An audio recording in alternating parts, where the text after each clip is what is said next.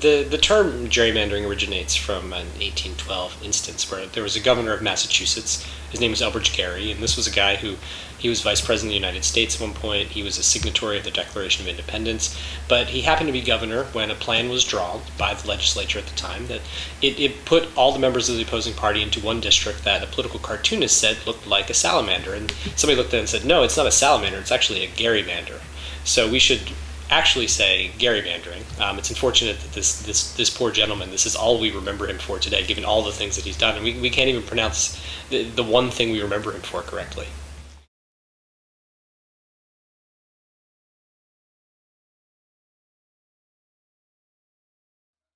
Pretty high, because it's something that's, redistricting and gerrymandering affects every American, because we all live in districts. And the way the district lines are drawn is most often not for the benefit of the people living in those districts. The people who draw the lines are the people who stand the most to benefit, which are the legislators who run in those districts. And so it affects everybody, and it's this sort of invisible practice that goes on behind closed doors and disenfranchises millions of Americans across the country every 10 years. Yeah, James Madison said that the genius of representative government is in excluding the collective we from the direct process of governing.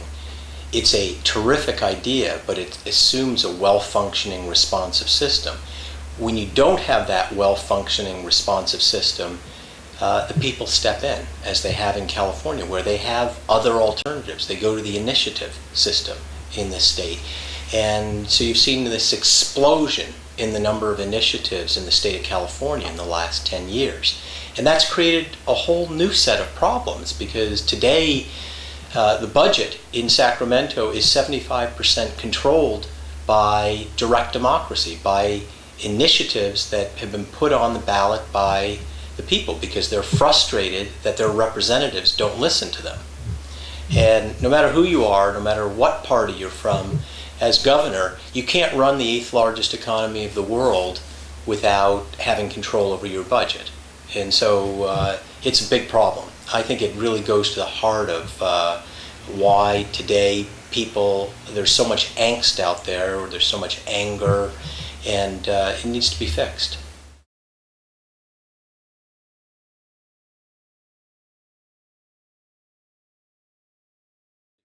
The very fairest way to do this is to do it in all states at the same time. In other words, level the playing field in all states at the same time. Short of that, doing it in, for example, as we are now in California and Florida at the same time, is not a bad way to pair places where different incumbent parties are in control of the state legislature. But you're right, it's not a perfect way to do it state by state, but absent that, we may just stay where things are right now, which is also not acceptable. Yeah, I think to a certain extent, you as you're talking, you say, you do have your candidates that you prefer and you like to see them in office. And I think there's a degree to which we may, at a certain point, recognize the need to sacrifice our allegiance to certain candidates for the overall health of the system. For instance, I'm not from California, but I would like to see Prop 20 passed. And we are working with the Proposition 20 campaign, and they're sending out 600,000 copies of the movie to voters. So that way, voters can see the movie and make up their own minds about these propositions. Now, that may hurt the Democratic Party in California if it does pass and the congressional lines come out and Democrats lose seats. I'm a Democrat. I want Democrats to maintain control of Congress. But what I want more than that is a fair system.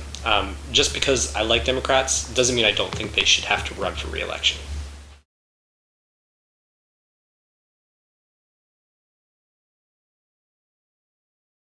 It's really interesting because the United States is the only advanced democracy in the world that allows politicians to directly draw their district lines. All other advanced democracies have some form of independent commission that do it. So from our point of view, you're never really going to take the politics out of redistricting, but at a very minimum, the reform in the United States should focus on taking the politicians out of the process. In other words, get the fox out of the hen house. Yeah. there's no perfect system and there's no perfect democracy out there. I hear really good things about the German system, which does a job of balancing proportional representation with geographically based districts, which I think we here in the U.S. we're used to geographically based districts. We want to elect people from communities, not from states as a whole. And so that's something that we could find attractive here. But I think, one of the things we want to get across in the film is the idea that democracy is not something that is static. It's something that's changeable. It should be changeable and updated based on the realities at the time. We've not done a good job here of updating our democracy since the 1700s. We've added things here and there, made some changes, but in terms of thinking about overall questions of structural governance, we haven't done a whole lot. I mean, we're still running on that same engine we put in the hood, that's 1776. And part of the problem is that most people are just not aware of it, and the politicians have done an extremely good job of keeping this hidden. Most Americans will never know they've been gerrymandered out of a district. What they do know is that our country's infrastructure is crumbling, our economy is cratered, and American government is broken. And it turns out, and what we try to show in this film, is that the arcane rules of redistricting impact all of this by determining who gets elected and who gets represented. And if there's a villain in the film, it's not any individual politician, it's not even incumbents. The villain in the film is the system, which allows politicians in a perfectly legal way to fix elections for years at a time. And we feel if we bring that and people understand that, if the public understands that, they will help reform the system.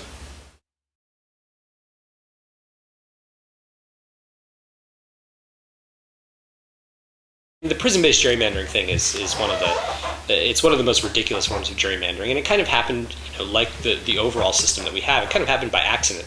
All of a sudden, we started incarcerating lots and lots of people. When you don't have a lot of people in jail, you can count the prisoners wherever you want. It doesn't really matter. But when you have something on the order of 3 or 4 congressional districts worth of prisoners spread out across the country, that has huge impact on not only congressional seats, but also state legislative seats, which are generally much smaller, especially if we're talking about smaller states. Prison redistricting may be amongst the most ridiculous, but the most pernicious is incumbency gerrymandering, where the two parties actually get together behind closed doors and fix the political map in such a way that they guarantee their re-election. In other words, this isn't a power play between Democrats and Republicans. They're not looking to either one of them expand their seats. They're looking to guarantee their re-election. And the reason that's so pernicious is no one ever hears about it, because it's bipartisan. At least when you had the delay redistricting in Texas, that was a full-blown fight. That was something that all the newspapers covered. It was dramatic. You had bounty hunters crossing state lines, chasing democratically elected senators in a Holiday Inn. So, the dangers in terms of a risk to our democracy, to me, it comes mainly from incumbency gerrymandering. I'm willing to accept that there's always going to be some partisanship in when you redraw district lines.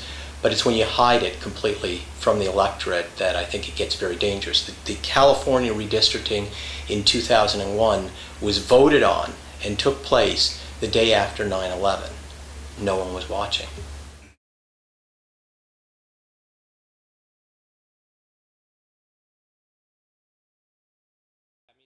There are very few members of Congress who want to talk about redistricting reform. Some of them are, in fact, on their way out. It's easy when you don't have a stake in it anymore to say, oh, well, let's fix this thing that I actually benefited from for a long time. But I think there is a cadre of committed individuals, politicians across the country who are invested in making sure this thing works. And Arnold Schwarzenegger is definitely one of those. He put out his reform agenda as early as 2005, and he really took it on the chin.